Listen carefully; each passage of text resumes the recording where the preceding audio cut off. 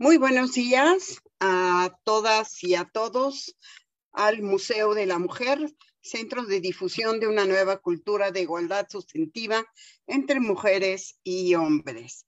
El día de hoy contamos con la presencia, contamos con el honor de tener a la doctora Fabiola Bailón Vázquez de la Universidad Autónoma Benito Juárez de Oaxaca, perteneciente también a FEMU. A nombre de la doctora Galeana, presidenta fundadora de la Federación Mexicana de Universitarias y del Museo de la Mujer, le damos la más cordial bienvenida. Doctora Fabiola, es un honor para nosotros. En esta ocasión vamos a escuchar una conferencia de la doctora Bailón, que nos habla sobre una historia de las mujeres desde la subalternidad. Y voy a dar una semblanza de la doctora Fabiola Bailón Vázquez. Ella es historiadora feminista, doctora en historia por el Colegio de México, realizó 2 estancias postdoctorales, una en el Instituto de Investigaciones Históricas de la UNAM y otra en la maestría en estudios de la mujer de la UAM Xochimilco. Actualmente es profesora investigadora del Instituto de Investigaciones en Humanidades de la Universidad Autónoma Benito Juárez de Oaxaca y coordinadora de las licenciaturas en Humanidades e Historia del Arte en la misma institución. Pertenece al Sistema Nacional de Investigadores y cuenta con perfil PRODEP. Sus temas de investigación son la historia de la prostitución, el genocindio en México, siglos XIX y XX, la historia del trabajo doméstico, la policía en la ciudad de Oaxaca y la historia de las mujeres en general. Ha participado como ponente, organizadora y coordinadora de mesas en diferentes eventos. Tiene varios artículos en revistas y libros colectivos, de los cuales destaca de Eulalia Guzmán Barrón, Mujer del siglo XX. Asimismo, es autora de los libros Mujeres en el servicio doméstico y en la prostitución en la Oaxaca porfiriana, Sobrevivencia, Control y Vida Cotidiana, y Prostitución y Lenocinio en México, siglos XIX y XX. Fue coordinadora, junto con Elsa Speckman, en Guerra del Libro, Vicio, Prostitución y Delito, Mujeres transgresoras en los siglos XIX y XX, y recientemente fue reconocida por su trayectoria como investigadora y mujer líder por la Canacintra. Doctora Bailón, un gusto nuevamente estar con nosotras y nosotros, y le doy la palabra. Adelante, por favor. Muchas gracias.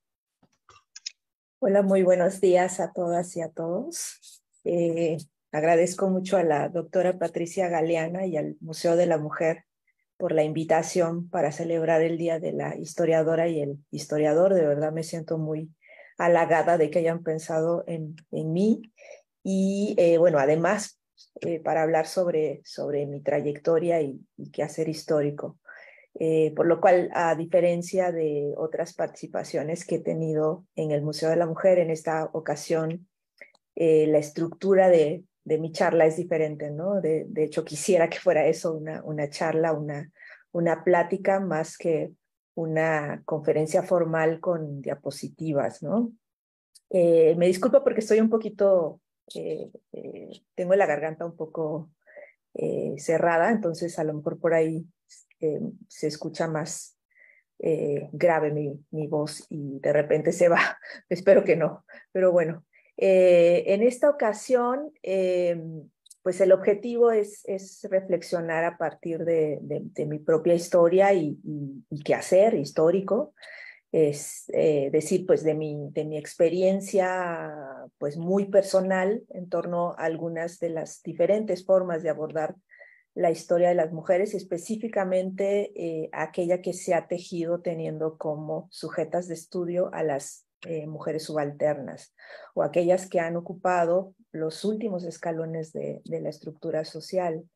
Y la titulé Una historia de las mujeres desde la subalternidad, justo para hacer referencia a ese grupo al cual he dedicado una buena parte de mi trayectoria, que son las mujeres insertas en la prostitución y en el trabajo o en el servicio doméstico, ¿no? Aunque tengo más investigación sobre el primer grupo.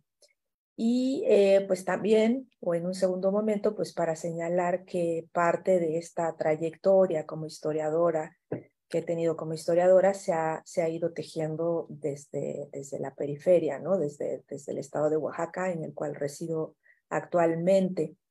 Si bien toda mi formación y el inicio de mi carrera profesional se dio en la Ciudad de México, ¿no? Ahí estudié la licenciatura en etnohistoria en la ENA, posteriormente la maestría en historia en la Facultad de Filosofía y Letras de la UNAM y luego el doctorado en el Colegio de México. Pues mis orígenes y lo que considero el desarrollo ya pleno de mi vida profesional se está dando en Oaxaca, en la ciudad de Oaxaca, que es mi ciudad natal.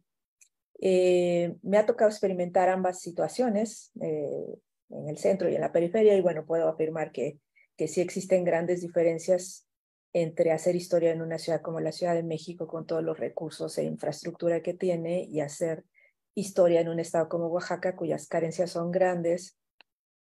Y justamente por lo mismo, pues he tenido que ingresar a otros ámbitos que realmente no tenía pensados, como por ejemplo el de la gestión, que implica tiempo y esfuerzo, más allá de que mis intereses por diversos grupos de mujeres se han dispersado, ¿no?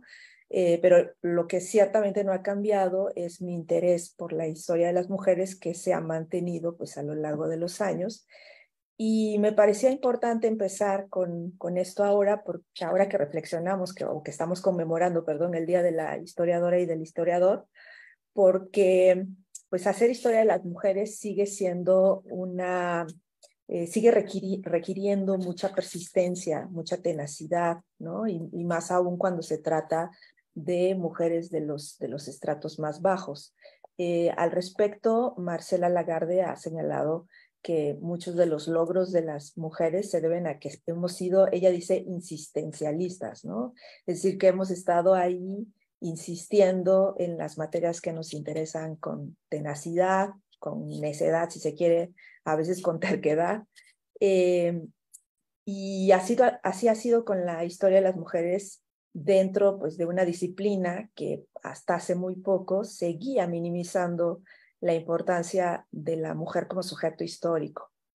En este proceso, pues por supuesto, la influencia del movimiento feminista ha sido vital, y es importante reconocerlo porque es a partir de esa preocupación de las feministas por destacar la presencia y las acciones de las mujeres que podemos hablar hoy de una línea ya consolidada dentro del campo historiográfico y dentro del ámbito académico nombrada Historia de las Mujeres. Es una historia en realidad reciente, y que a mí en lo particular me toca experimentar tardíamente, al igual que Michelle Perrot y otras historiadoras, pues la historia de las mujeres no estuvo realmente entre mis primeros intereses. Cuando estudié la licenciatura en etnohistoria en la ENA, mi foco estaba puesto en los pueblos de indios, ¿no? Y de hecho mi primera investigación fue sobre los pueblos guaves del Istmo de Tehuantepec. Hasta ese momento, pues nadie había realizado una investigación sobre este grupo étnico, sobre todo histórica, y sobre sus luchas por el acceso y control de los recursos naturales durante el periodo colonial. Y pues yo creo que por ese motivo me gané el premio Francisco Javier Clavijero, que otorga el INA a las tesis de licenciatura. Esa investigación, si bien ya evidenciaba un interés por acercarme a los pueblos sin historia o a los grupos menos favorecidos por la misma, mi interés por seguir analizando a dicho grupo o a cualquier otro grupo étnico se desvaneció muy pronto al enfrentar la discriminación por el hecho de ser mujer en las prácticas de campo. Como historiadora, tenía que realizar investigación de archivo e investigación de campo, y la de campo pues fue muy decepcionante porque en las comunidades existía, y yo creo que todavía sigue existiendo, una división muy marcada entre los espacios de los varones y los espacios de las mujeres, ¿no? De tal suerte que cuando estábamos en las comunidades, tanto pues las mismas autoridades, ¿no? de los lugares a los que fuimos, como los mismos colegas investigadores, pues nos mandaban a las mujeres a la cocina, ¿no?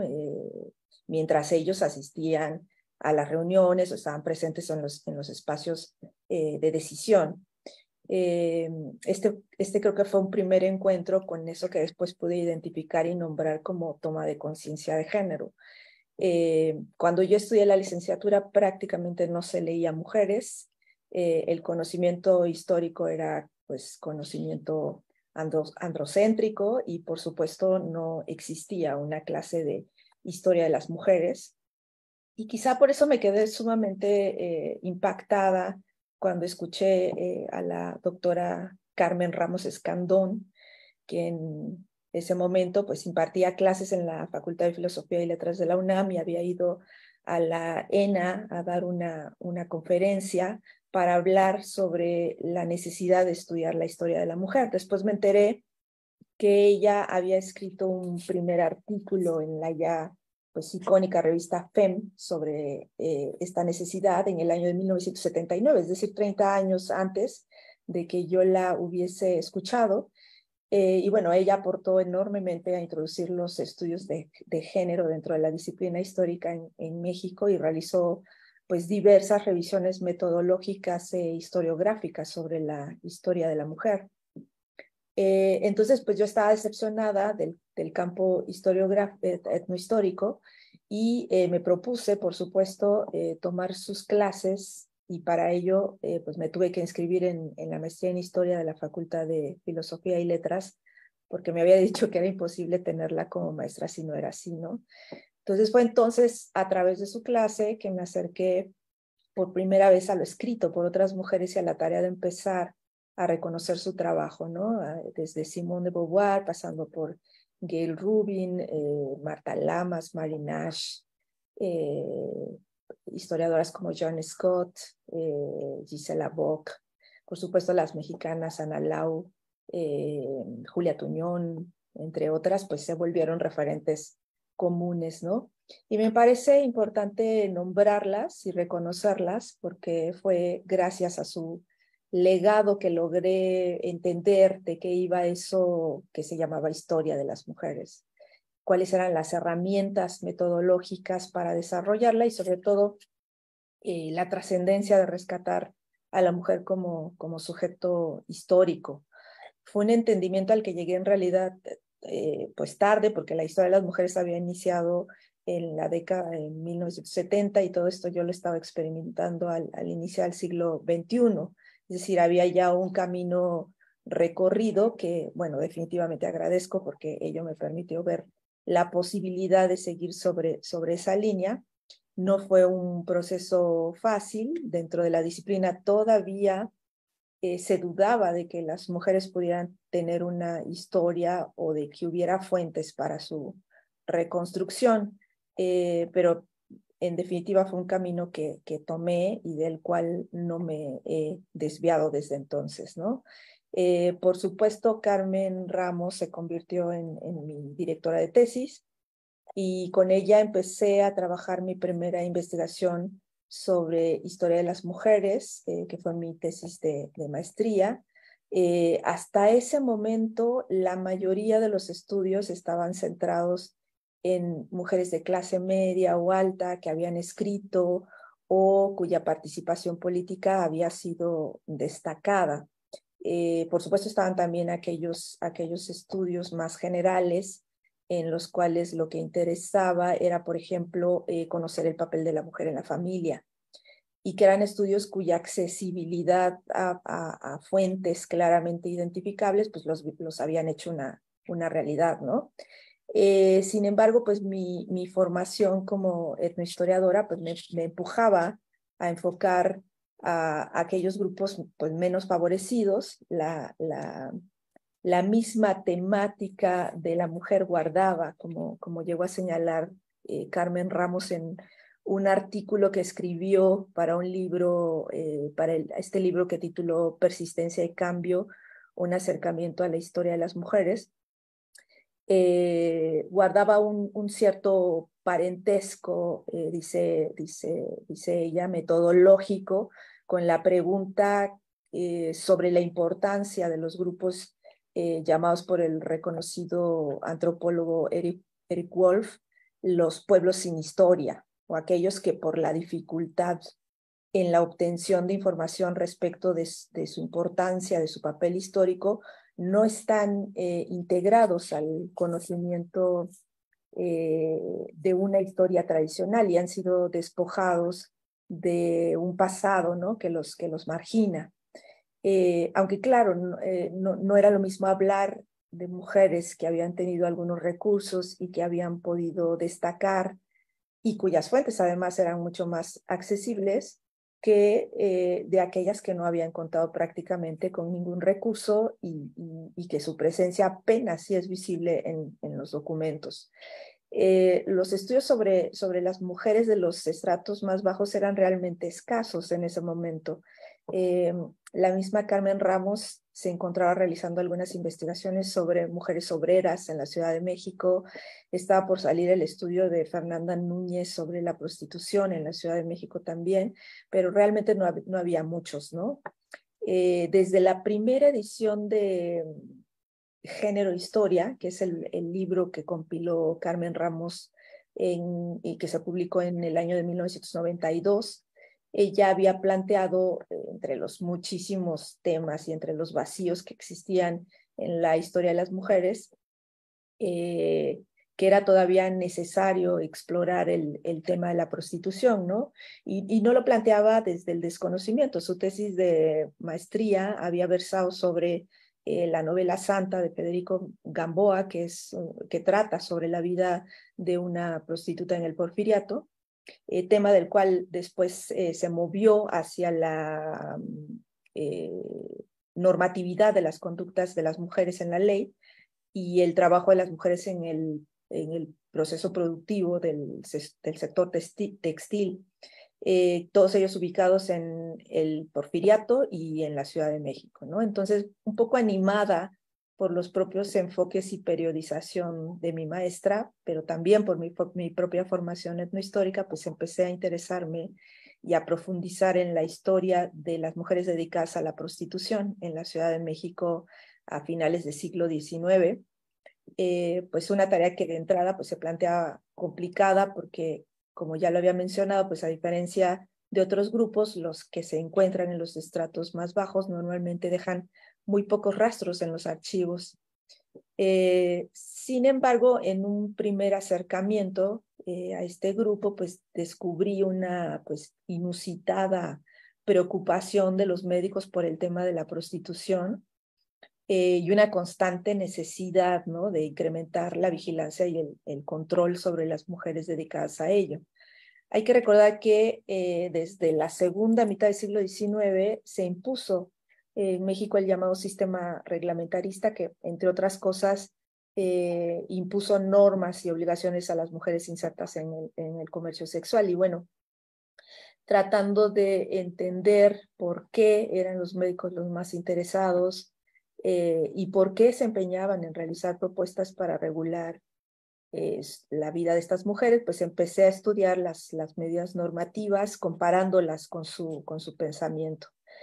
Esta revisión me llevó a advertir que el interés concreto, ¿no?, de estos profesionales pues respondía a la existencia y acrecentamiento de un grupo de mujeres dedicadas a la prostitución que se negaban a aceptar las normas de control y a las cuales señalaban como las principales propagadoras pues de las enfermedades venéreas, ¿no? Entonces terminé por este motivo abarcando tres variables en la investigación. Por un lado, los discursos médicos, por otro, la reglamentación y la resistencia a esa reglamentación en la Ciudad de México y en el Porfiriato.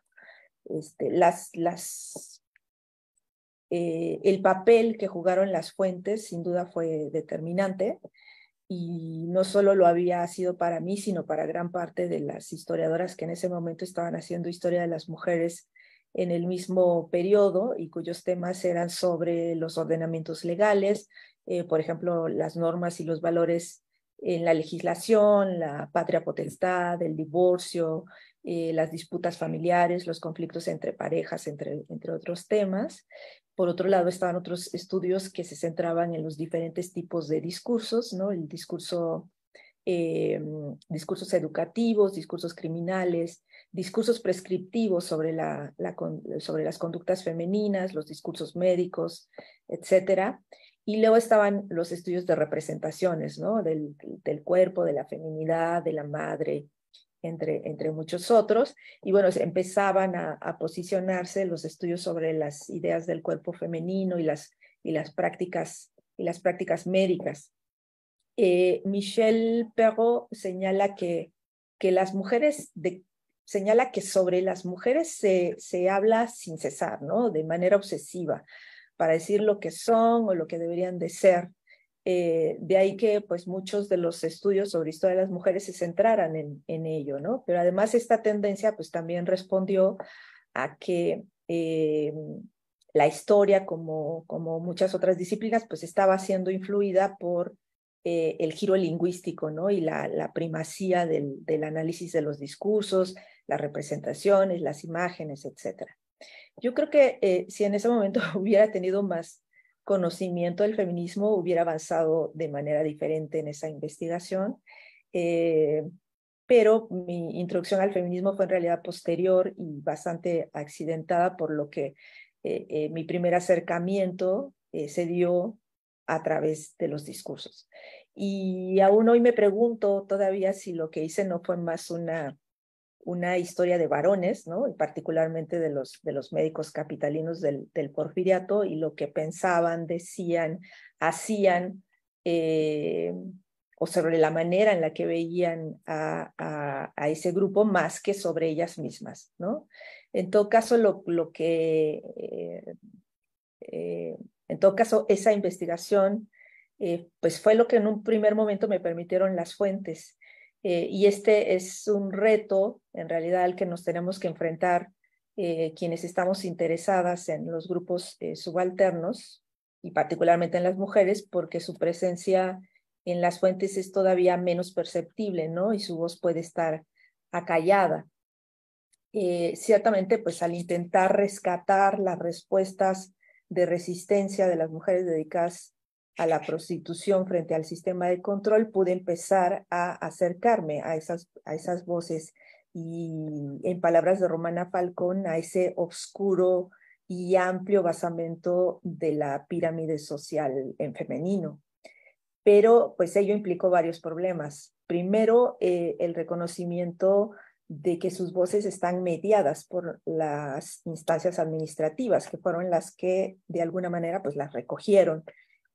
Segundo, pues el hecho de que no conforman un cuerpo homogéneo, no es que exista un rubro específico, tampoco son amplias o están plasmadas en estudios, cartas, escritos, como en el caso de los médicos, por ejemplo, sino que son minúsculas y se encuentran dispersas en los documentos, por lo cual la búsqueda se hace más extenuante.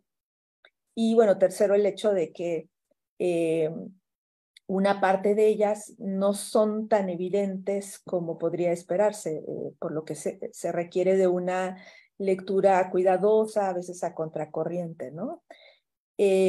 Como señala Romana Falcón en ese magnífico libro que coordinó, que se titula Culturas de Pobreza y Resistencia, Estudios de Marginados, Proscritos y Descontentos, no hay fuentes adecuadas a los que habitan el fondo y los márgenes de la sociedad, porque los documentos con los que vamos urdiendo el pasado, pues tienen un carácter oficial o semioficial, claro, muchos de ellos, ¿no? A menos, claro, de que tengamos la suerte de encontrar fuentes en las que nuestras sujetas hablen directamente, como por ejemplo los diarios, ¿no? Pero bueno, pensar en diarios para estos grupos es prácticamente imposible. Entonces, la mayoría son fuentes oficiales y por lo tanto tienden a mostrar a la sociedad de arriba hacia abajo, del centro hacia los márgenes y desde el punto de vista que interesaba a quienes detentaban el poder, ¿no? Por lo que la tarea de hacer historia de estos grupos siempre pues va a ser más complicada. Sin embargo, yo me había entusiasmado mucho con la idea de poder distinguir las respuestas y algunas de las formas de resistencia de estas mujeres, y ese fue el punto de partida que me llevó a desarrollar una segunda investigación ya como estudiante del doctorado en el Colegio de México y ya bajo la dirección de pues, la gran historiadora Romana Falcón, que además me llevó a ampliar mi perspectiva, ¿no? Para ese estudio decidí abordar aquellas que se habían dedicado a la prostitución en el Porfiriato, pero también a las trabajadoras domésticas, identificándolas como dos de los principales grupos subalternos de finales del siglo XIX, ¿no? Por otro lado, me decidí a realizar un cambio metodológico para tratar de acercarme más, o en la medida de lo posible, a las prácticas más que a los discursos. Y finalmente opté por desplazar mi espacio de estudio a la ciudad de Oaxaca, es decir, a mis raíces, ¿no? Esa investigación después se convirtió en mi primer libro, que se titula Mujeres en el servicio doméstico y en la prostitución, sobrevivencia, control y vida cotidiana, y fue el inicio de mi trayectoria de rescate de la historia de las mujeres en Oaxaca. En él lo que hago es tratar de evidenciar las luchas de estos dos grupos por su sobrevivencia cotidiana a finales del siglo XIX y principios del siglo XX. Abordo cuestiones relativas a su composición, resistencia, trayectorias de vida, formas de convivencia, dominación o relación con otros actores, y entre ellas en la ciudad de Oaxaca, e intento rescatar su participación, sus experiencias y sus particularidades como sujetas históricas. La idea de ampliar el análisis a dos grupos que si bien pues tienen diferencias, también tienen similitudes, se hizo factible porque desde las mismas fuentes que había revisado para la investigación anterior, ese vínculo estaba muy presente. Muchos de los médicos porfirianos se empeñaban en enfatizar que muchas de las mujeres que terminaban en la prostitución habían estado antes en el servicio doméstico, y en un sentido inverso, cuando salían de la prostitución, si es que podían, ese era el espacio en el cual se insertaban, ¿no?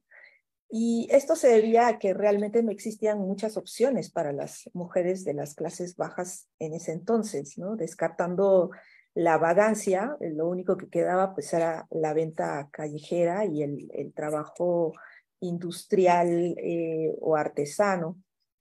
Pero bueno, no solo fueron los discursos los que me convencieron de hacer un estudio comparado, sino también una serie de semejanzas o de elementos en común entre estos dos grupos, como por ejemplo el hecho de que muchas fueran jóvenes, solteras, migrantes, semejantes por su variedad interna, por la tradición de sus ocupaciones, por la alta estigmatización de la que siguen siendo objeto, y los intentos por controlar sus vidas, porque al igual que en el caso de la prostitución, el servicio doméstico también intentó ser reglamentado a finales del siglo XIX. Aunque uno de los elementos definitorios fue el darme cuenta de que ambas ocupaciones fueron para muchas mujeres pobres o empobrecidas espacios de sobrevivencia, ¿no? Opciones límite, condicionadas o forzadas, incluso hoy en día siguen siendo usadas por otros como formas de explotación. Actividades que están apenas por encima de la vagancia y apenas por debajo de las industriales y artesanales, en las cuales pues era más complicado insertarse, ¿no? Es decir, eran, y creo que siguen siendo, actividades que representan el trasfondo o el basamento de la pirámide social para las mujeres, el espacio menos privilegiado o más subalterno, ¿no? Como quiera vérsele.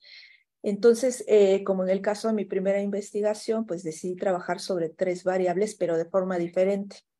En este caso, trabajé sobre la sobrevivencia, sobre el control y sobre la vida cotidiana, ¿no? Y pues para ello, como les decía, invertí la perspectiva, centrándome más en lo que más que en lo que se dijo o no sobre ellas, en los principales cambios y continuidades de su acontecer, ¿no? De su diario acontecer, en las actividades realizadas en situaciones concretas para satisfacer sus necesidades.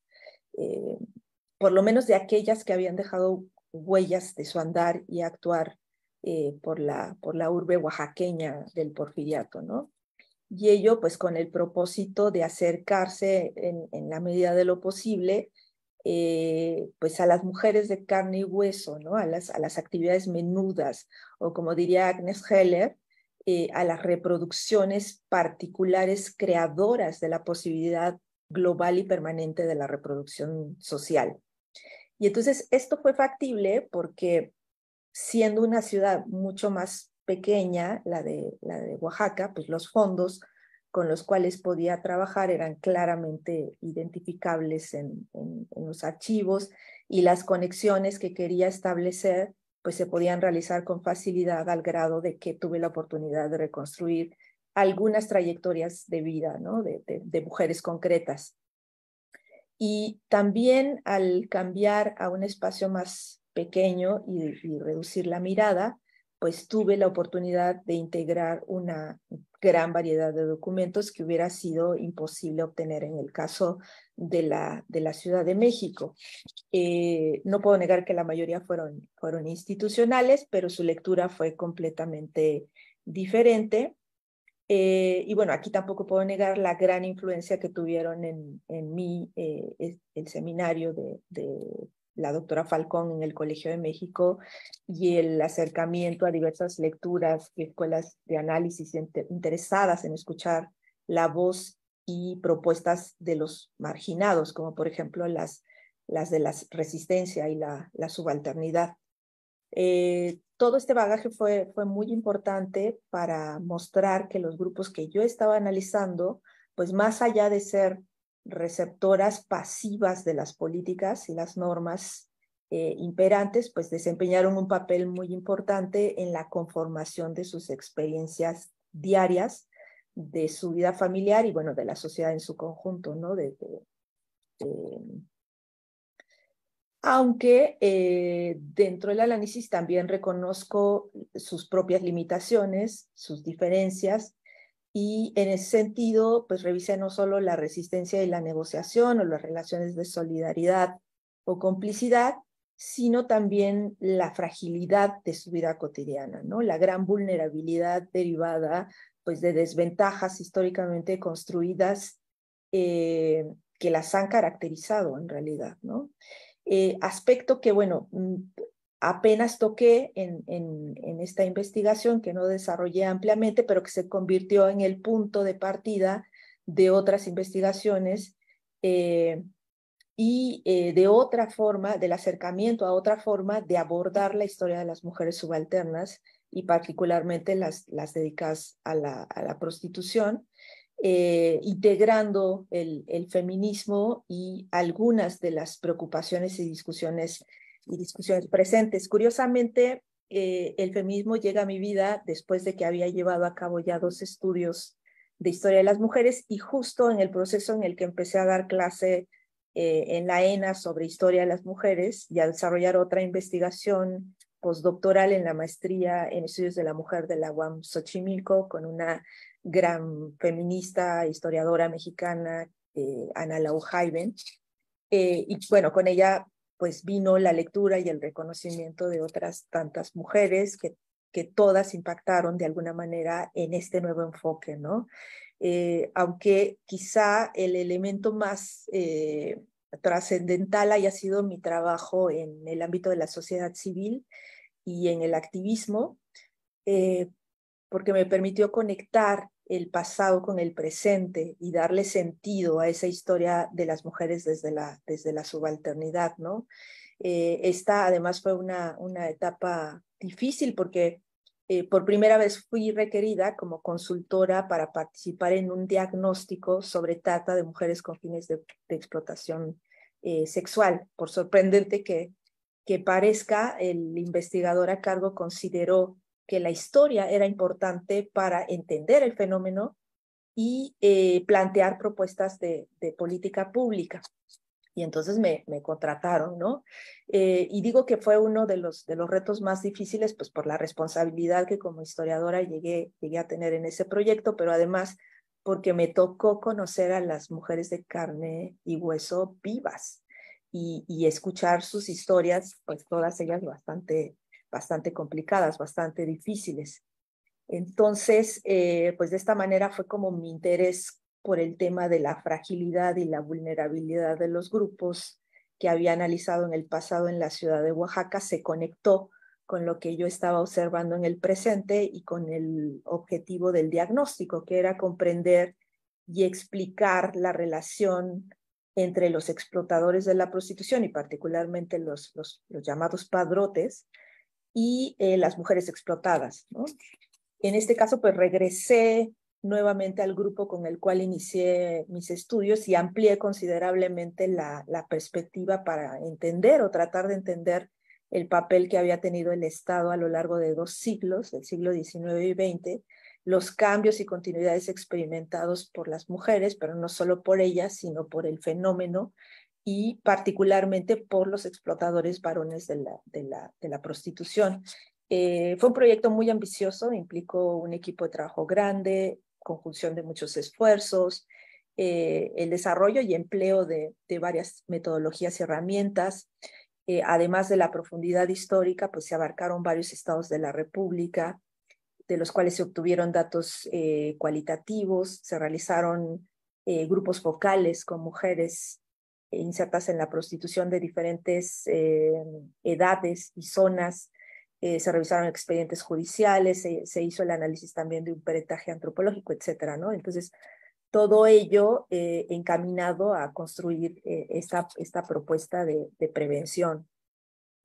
Y esta investigación pues me sirvió enormemente para entender que la fragilidad y la vulnerabilidad de los grupos y de las mujeres subalternas en particular son temas que implican profundidad histórica y amplitud espacial, ¿no? Y con esto en mente pues me lancé a escribir mi segundo libro titulado Prostitución y Lenocinio en México, siglos XIX y XX, que desde un inicio lo pensé como un primer esfuerzo por brindar un panorama general de la historia de la prostitución, el lenocinio, no en la Ciudad de México, sino en todo el país. Y bueno, como tal, no, pues no tuvo otra intención que ser una simple revisión histórica que pudiera ampliar la mirada a otros espacios y a otros tiempos y explicar cómo, por qué, a través de qué medios la prostitución y su explotación pues fueron adquiriendo en nuestro país los rasgos que las caracterizan hoy, ¿no? ¿Cuáles son esos rasgos? Bueno, pues el hecho de que la prostitución es hoy un negocio con beneficios a escala pues, global vinculado a la economía criminal, que involucra a cientos de participantes, ocupando las mujeres dedicadas a ellos el último eslabón de la cadena, ¿no? El hecho de que en México pues, representa un negocio para dueños de bares, hoteles, tables, para proxenetas, para autoridades e incluso para organizaciones de la sociedad civil. Pues también el hecho de que sea una consecuencia de las escasas oportunidades que tienen muchas mujeres en la sociedad y el hecho de que sea un espacio que alimenta e incentiva la llamada trata de personas con fines de explotación sexual, cuya magnitud y consecuencia pues son evidentes, ¿no? Violación a los derechos básicos, vulneración del cuerpo y la vida de las mujeres y las niñas, altos niveles de violencia, etcétera, ¿no? Y que fueron razones que me parecieron pues más que suficientes pues para mirar al pasado, reflexionar y preguntarme cómo llegó el fenómeno hasta ese nivel, ¿no? Este libro se centra entonces en la construcción de las políticas estatales en torno a la prostitución, pero también las ideas y concepciones en las cuales se sustentaron, el alcance y los cambios que tuvieron las medidas en todo el país, también en los actores involucrados y particularmente en las mujeres dedicadas a la prostitución, en sus respuestas, en los cambios y continuidades en su situación y en la violencia masculina y la vulnerabilidad como dos constantes a lo largo de sus vidas, ¿no? Aquí, a diferencia de mi libro anterior, el problema con las fuentes fue pues el exactamente opuesto. Si en el libro de mujeres, en el servicio doméstico y en la prostitución, la reducción del espacio permitió un mayor manejo, conocimiento y vinculación de las fuentes, en este caso la amplitud del espacio y el tiempo también, pues abrió el panorama en el empleo de las mismas y la dificultad para vincularlas o para adentrarse en detalles, ¿no? Para empezar, pues fue imposible tener información de archivo de todos los estados, por lo que las investigaciones que se realizaron en los últimos años sobre el tema, que por cierto han sido muy prolíficas, sobre todo en forma de tesis de grado, fueron sumamente útiles para saber cómo se fue expandiendo el sistema reglamentarista y cómo se fue consolidando al grado que existen estados, como por ejemplo el de Oaxaca, que todavía mantiene los reglamentos de prostitución.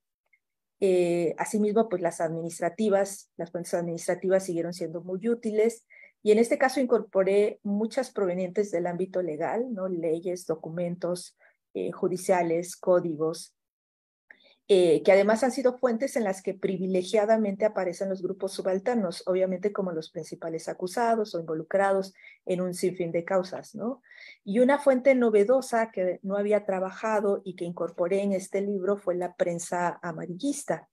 Con todos sus inconvenientes, la prensa amarillista es una fuente sumamente rica y mucho más para visualizar la vulnerabilidad de las mujeres, porque en ella se puede encontrar información que en otro tipo de fuentes no es posible percibir, ¿no? De ellas como víctimas o como victimarias, con excepción, claro, de los documentos judiciales, que conllevan un gran trabajo porque normalmente están clasificados por delito, no por actividad. Y en este caso hubiera sido una tarea pues imposible porque hubiera tenido que revisar los de muchos estados, ¿no? Y bueno, la prensa amarillista o de nota roja puede dar cuenta de la misma información, ¿no? Asesinatos, golpes, violaciones, etcétera, pero pues de manera más accesible. Y en este caso yo tuve además la oportunidad de acceder al archivo de una icónica revista que tenía corresponsales en toda la República, por lo que publicaba casos de todos los estados, que es la revista Alarma. Su principal problema, claro, es la visión y las intenciones moralistas que en la mayoría de los estados pues, llevan a los reporteros a exagerar la información, pero pues realizando una lectura cuidadosa, crítica, como con la mayoría de los documentos, pues resulta ser una fuente de gran valor histórico. Y en mi caso, pues me sirvió para corroborar cómo las violencias masculinas, desde la más sutil hasta la más cruenta, y la vulnerabilidad de las mujeres dedicadas a la prostitución, pues son realidades que han traspasado el tiempo y el espacio, y cómo a pesar de los cambios en las políticas, o justamente por ellos, muy pocas cosas han cambiado para ellas, ¿no? Actualmente pues continúo interesada en el tema de la vulnerabilidad y la violencia a las mujeres insertas en la prostitución, pero ahora en el estado de Oaxaca, en el cual resido actualmente, y estoy por publicar por ahí un artículo, pero ya no es mi único tema, pues debido a que la historia de las mujeres es un campo nuevo en la entidad, pues mis intereses se han diversificado, ¿no? Y ahora mismo estoy desarrollando una investigación sobre la historia de los feminismos en Oaxaca, aunque tengo otros trabajos sobre mujeres en la vigilancia de la prostitución, mujeres policías, mujeres universitarias, ¿no? Sobre los cuales ya no voy a hablar porque implicaría mucho más tiempo. Entonces, quería dar este panorama para dar cuenta pues, de algunos de los problemas y los retos que implica hacer historia de las mujeres subalternas y algunas de las soluciones que, pues desde mi perspectiva muy personal, encontré para solucionarlos, ¿no? Para solventarlos. Y así como pues algunas de las formas, de las múltiples formas de abordar la historia de las mujeres teniendo como sujetas o sujetos a los estratos más bajos, ¿no? Entonces yo lo dejaría aquí porque creo que ya me tomé mucho tiempo. Agradezco mucho otra vez la invitación que me hiciera el Museo de la Mujer. Muchísimas gracias, doctora Fabiola, por demás interesante y comprometida. Ahora, que en este mes se celebra el Día de la Historiadora, un tema muy relevante, un tema nacional, que no podemos omitir, que no podemos olvidar, y que usted está tocando y haciendo un análisis y un estudio muy, muy importante. Muchas gracias y muchas felicidades.